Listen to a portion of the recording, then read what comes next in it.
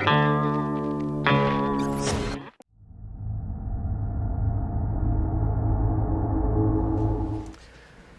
poems I will read this evening are from a collection titled Concerning the View, Poems of Wyoming and Montana. I gave Wyoming first billing, not alphabetical, because I lived longer in Wyoming than Montana, though I'm back in Montana now. These 7 poems that I will read to you are all set here within Park County, but the book has selections from Sheridan, Thermopolis, Billings, Livingston, all over. I lived in Havre, Montana when I started my teaching career, and many of the poems are set on the High Line of Montana. My theme tonight is that we're all just passing through the local area, passing through this little slice of time in history, even if we've lived a whole life in one place, and that remembering that we're just passing through can give us fresh eyes and fresh ears to see the world as if it is all brand new. Whether you are a tourist or a native or, like me, something in between, recalling that you can only stay a little while often adds wonder and awe to experience. Feelings easily evoked by the humbling geography where we happen to live. The view in these parts is indeed remarkable. These parts, and just passing through, are humorous, colloquial phrases used more in the rural West than elsewhere in America. They are decidedly small-town phrases. There are no these parts in Chicago or even Denver. It gets windy in these parts. Cody, Wyoming. Day 1, rumble of trucks on the road by the house. No more than usual, but we notice them more because the wind pounds an echo in the trees. Day 2, we pick up everything that blew off the porch. Close up sheds again. I lose my best baseball cap. Day 3, everyone is jittery. The help at the post office is jittery. The guys who hang out in Bill Cody's Irma bar are jittery. Even the librarians are jittery. Day 4, you're mad at me because you think I wasn't paying attention to you. But hey, lay off. I couldn't hear you because of the damn wind. Day 5, somebody across the table has one of those forced smiles after she has just picked a piece of sand out of her teeth. Day 6, there's a report that up in the canyon, you can just about fly.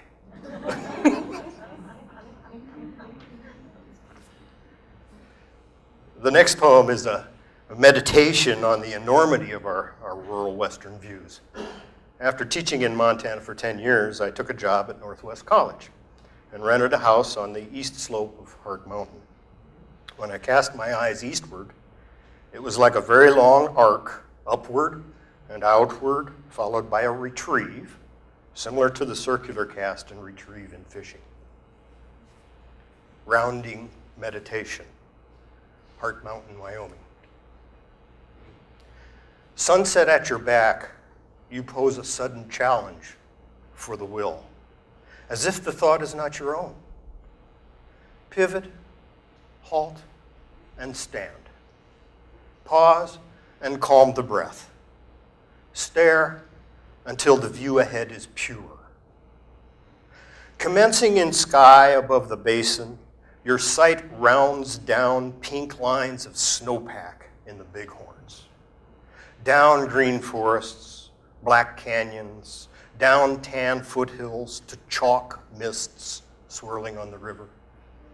Then up the long expanse, vision pulling in a slow ascent by flats stepped through the field, through shelter belts, by sheds, by toy-like houses, grain bins, glinting, sunsets, signal, fire. Up through the nearest field, up rows of barley seedlings, split by silver rivulets, the neighbor's irrigation against the rounding current of your scan, which closes now upon your feet and legs, across your hands, your chest, up to your burning eyes, blind now inside their white of meditation, turning further inward, silent, still.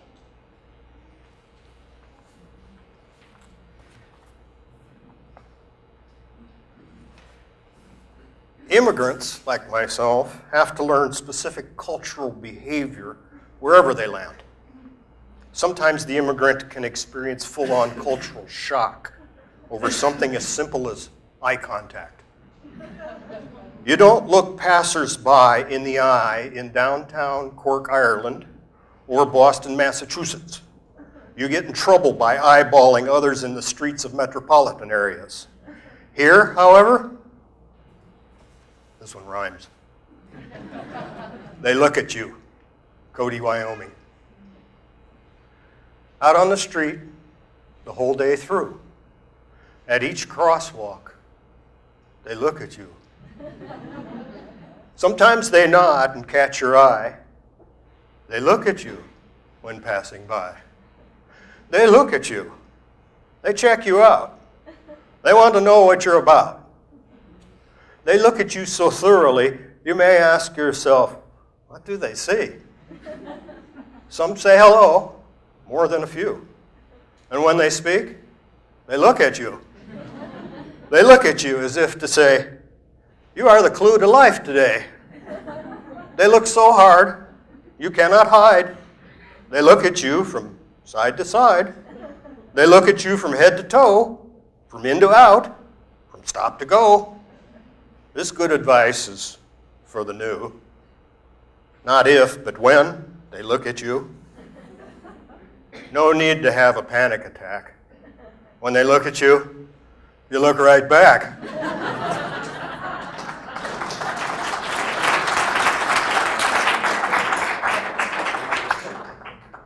Here's something that I had never really learned until I moved west. And in early autumn, the trees quit drinking. And as a result, the local water table rises. You can really see it in our streams. I learned this lesson the hard way when I bought a house just west of Powell that had many cottonwoods on the property. Water table, Powell, Wyoming. However things make meaning, I'm never sure. Last autumn, for instance, after the trees quit drinking, our first 3 nights of frost shocked us from our lethargy until our skins tingled and our voices rang like bells.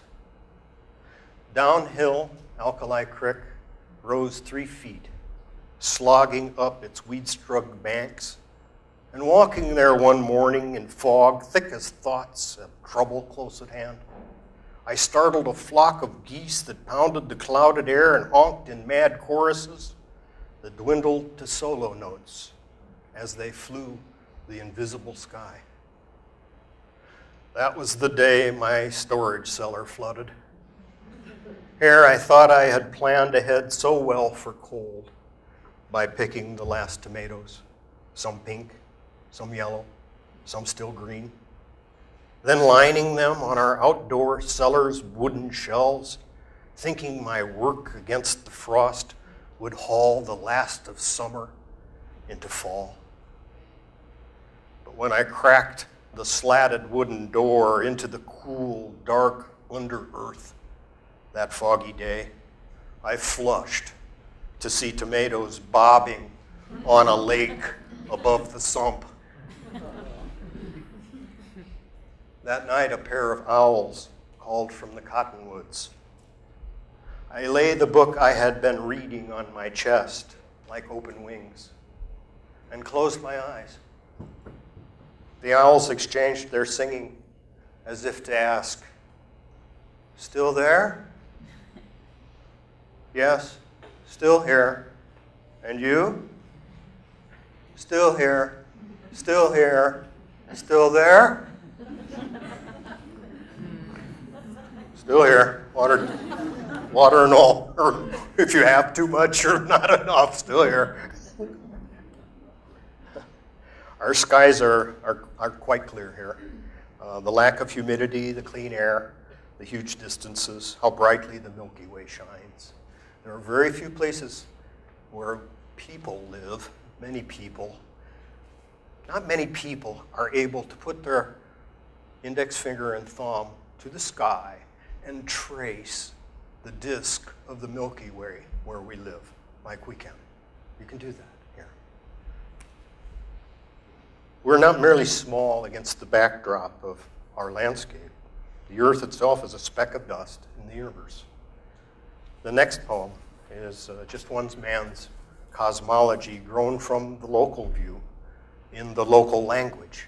I use the word shibangaroo, for instance. I lost my poem. There it is. Waiting for the meteors for my daughter, Cody, Wyoming.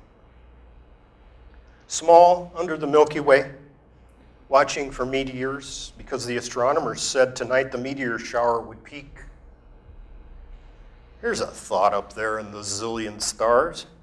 Someday someone may figure it all out, what God is about, exactly how God measures and is measured, and how you and I fit in, may do the math and find God right there in the numbers, a proof, just so, simple and elegant, like 1 and 1 makes 2, or how a poem clicks and hums.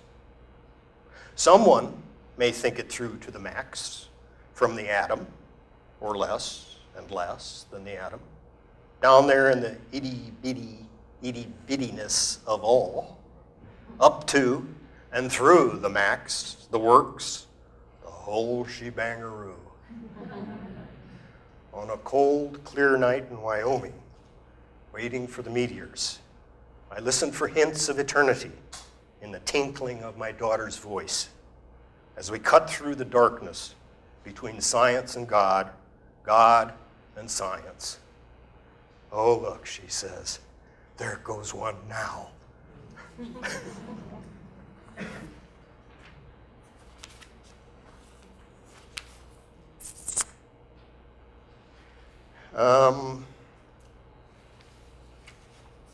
After living in Powell for a little while, I happily moved west to Cody, out on Road 2AB on the south slope of Hart Mountain. And it had a world-class view, 3 apple trees and arrowheads in the garden. It seems that whoever chipped those arrowheads probably was just passing through too, and he undoubtedly enjoyed the view as much as I did.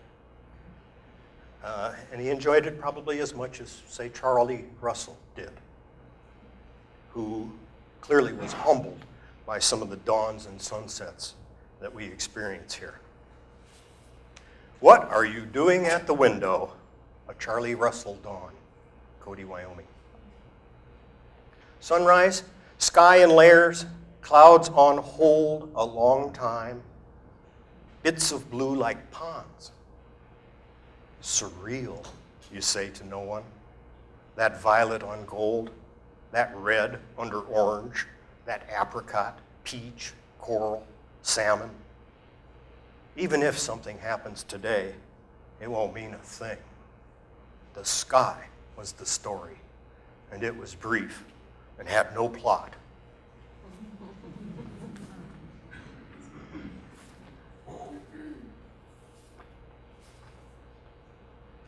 The title poem of the Wyoming and Montana book implies that the view I write about is also in the words themselves.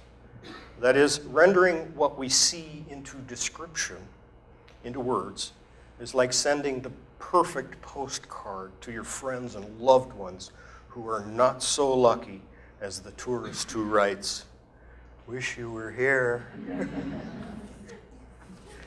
Concerning the view, Dead Indian Pass, Wyoming. If not subject, then style. If not style, then subject. If neither, go on. But if both, words like cold water to tighten the throat. Think of a glazed mug fashioned from chugwater clay. Drink. Be my guest and drink. Admire the view. A red mountain tilted, vertical striations, now greened by June.